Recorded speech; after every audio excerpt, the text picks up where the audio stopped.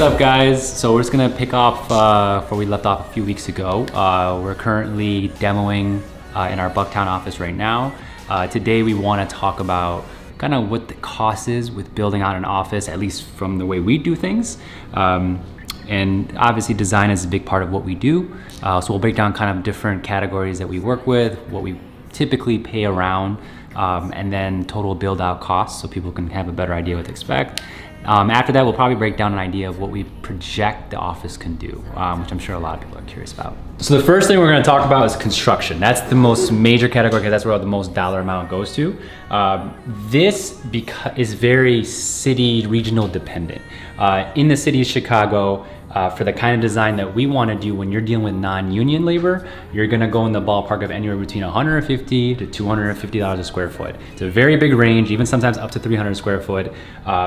And you have to figure, like our South Loop office is roughly 7,000 square feet, so you can do the math with that. Our Streeterville office is roughly 3,800 to 3,900 square feet.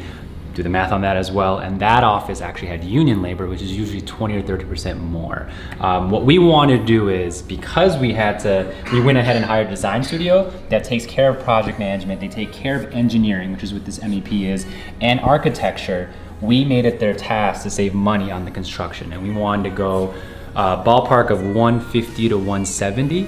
That's gonna be either a little higher, probably not gonna be lower. It almost never is. But because of that, we now get to save roughly $50 to $100 a square foot, which is huge because then we can ask for less money when we go to get a loan, and it allows other categories to kind of dwindle down from there. So the square footage of this particular office, just so that way everyone's kind of on the same page, is roughly 2,400 square feet. And we'll just round it up just so that way it's an even number. And like we were saying, let's just go on the high end and just say we wanted, on the high end, it's gonna be 170 a square foot. So with the construction, now that we have it as total square footage and that cost we're talking about, we're already at 408,000. It's very smart to assume you're gonna need extra money. So what we do is we always make a contingency just to be safe. So we always assume we might be plus 30 to 40K. So that's kind of a ballpark for that. So worst case scenario, this will be 438. Best case scenario, it will be this. If it's ever less, we'll go partying or something, I don't know. So anyway, we go on to like dental equipment, which is like the next category. And generally because we invest in the best that we can, and not necessarily like the highest end materials, more because we want the best technology available for our patients, that's where that price adds up fast. So one of the things we usually try to invest in is 3D technology. So things like scanners that digitally scan your teeth, things like CT cone beam, which is something that like digitally images your jaw. So anytime you're doing surgical procedures, it gets us much better imagery. Things like this add up quick. So this also will include our dental chairs. It'll include anything we put in our dental lab, our mechanical stuff. So it's all inclusive. So we try to stay in the ballpark of 150 to 200K. That's generally been where we've been around. There have been times we've been more or less. And because we're doing a total 7 rooms, we usually like equipping a certain number in the beginning where we won't put it for all 7 rooms because otherwise this cost will just blow through the roof. So saying that we want to do 4 rooms, the logic behind that is you have 1 doctor working at a time in the beginning. Even if they are part-time, they have an extra chair to work with. That's 2 chairs. And then we also have a hygienist working right away as well, which is a total of 3 chairs. And in dentistry, you always want to have an extra chair, kind of like we call it a floating chair. So that way, just in case you're running behind an appointment, you don't want anybody waiting. So we're gonna equip it with 4 chairs. And our total for this right now is roughly around 165. We're working on actually trying to lower that some more. So it's just gonna take some finessing and see what we can get. All right, so next category will be dental low voltage. So we like to actually separate this from the general low voltage. So dental low voltage is gonna be like things that we have a dental IT specific person install. So he'll typically install like the computers, the dental software, making sure everything is dentally programmed. So that way we kind of are in sync there. So based on our history with the office that we've done, this typically will get us roughly a budget of around 20K. This weekend, we like to overestimate to be in the safe side, but this is all in with all that. If it's less, great, but we just want to assume it's kind of on the worst side. Then we have general low voltage. So this is going to be the person who installs our TVs, they install our security system, they install our phones, They run wires during the construction process to go to all the rooms. So they're very involved with the majority of the electronics in the office. For everything with them, it's typically in the ballpark of 30,000. Now, a lot of times when you see people talk about this, they'll also include your computers and TVs and security in that. We like to separate it just because of the size of our brand now. We have not connections, but we can have the ability to get better discounts with things that we get. So when I have to get TVs, I have a special rate that sometimes actually our subcontractors can't even get at times. So that's why we kind of like to separate that. So for all the computers, TVs, security, and phones, again, we want to overshoot a little bit. So we're roughly around 31. This is factoring computers for all the rooms that we're equipping right away, all the phone systems anywhere we need it, any security, and every TV, the ones in front, the ones in the ceiling. This will kind of be that cost. So hopefully our goal is to try to get this to be a little lower with the connections that we have. Dental technology, in this case, outside of the equipment, we just separate it by the dental sensors that we use, that we take x-rays with, our software and our intraoral cameras. And the reason why we do this is because a lot of times their reps separate from this, where some will sell equipment, some will only sell technology. So it just makes it easier for us to kind of read there. That usually, this whole thing is high end of 30. Our goal is to try to get that down to like 18 to 20. So this is the high end there. Furniture and appliances, this is gonna be everything that you see in the office. You sit on, like the fridges, the decor, which is not necessarily lighting, but fixtures. So things that you see like on the sides of walls, things, vases, whatever it may be, pictures. So this one we put like a little extra to be safe as well. And that we kind of put aside for about 35.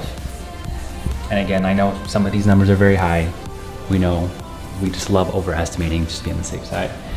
From dental supplies and instruments, so these are gonna be all the dental supplies that are gonna be used on all the patients, and any instruments that we will be using on a regular basis, which we just get. A lot of this is upfront heavy cost, but obviously we're using it over and over and sterilizing, so it's good in the long run. So with this kind of category, we have it down to about 30K, and that's for all the dental instruments in there. Interior and exterior signage. So the exterior signage for obvious reasons is gonna be the whole sign on the outside. That's also actually gonna include painting. So one of the cool things we're doing at this build out for Bugtown is we're painting the exterior of the building all one color, which is gonna be black, and the sign will have a lot of white on it, so it'll be a nice contrast and the whole building will kind of pop. And the interior signage will actually be the Dentology logo you see behind the desk there, and anything else that we're adding in there that revolves around having a company make it. So for something like this, we actually have it set on the high end again of roughly 30. The design studio, which is again, engineering, architecture, project management. This project management has been amazing because this is where it saves us a ton of time. So with something like this, they give you an idea of how many hours it should take to run a project like this. So they bill you per hour and they let you know ahead of time what to expect. And something like this, just for our sake, just takes away so much headache. So we simply will get a call and say, hey, here's all these things, here's what we think we should do, yay or nay kind of thing, or they'll give suggestions. So we love kind of going this route right now. So something like this, including everything, you're looking at somewhere in that ballpark there. And again, this is probably a lot more controversial. A lot of dentists will probably not get anywhere near paying this kind of money. And it's not because we can, it's just because we choose to do it. It's something that's very important for us. And lastly, our working capital. This category is essentially any money that you need once you open to operate, because when you start opening, you don't have cash available. Luckily, we have a couple offices outside of the third office, but we like to have contingency in there that we use from our loan. So for something like this, you're usually gonna ask anywhere between 50 to 100K. We just have it saved for 80K to be safe. This will cover you for a few payrolls, supplies when the time comes for the first few. So that's kind of how that's broken down. So total for all this is gonna be 904,000. So this is our grand total. What did we ask for just to make sure we're covered from a financial end?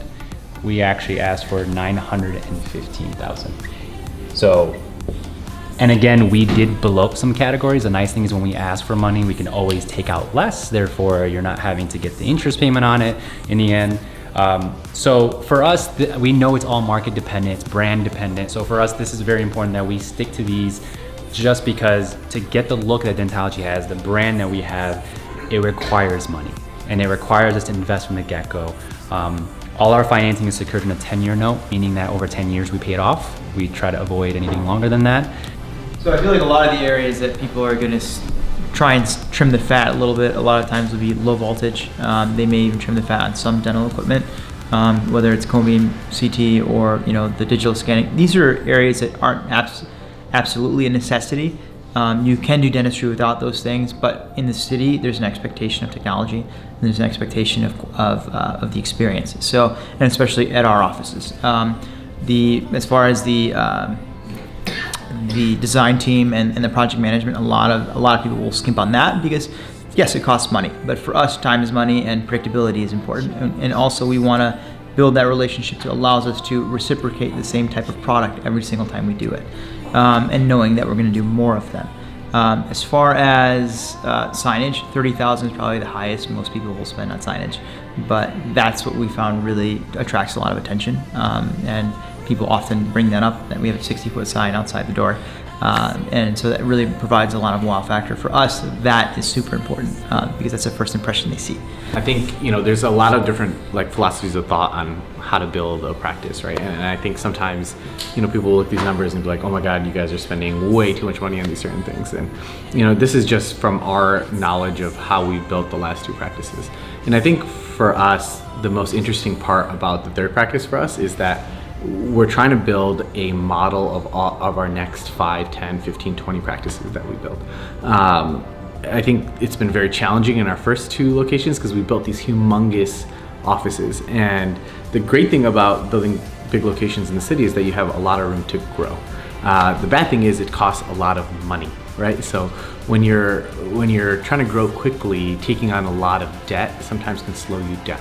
So our goal is to build a practice that isn't too expensive, that we can continue to build a lot of revenue out of, and then just move on to the next one and continue down that path.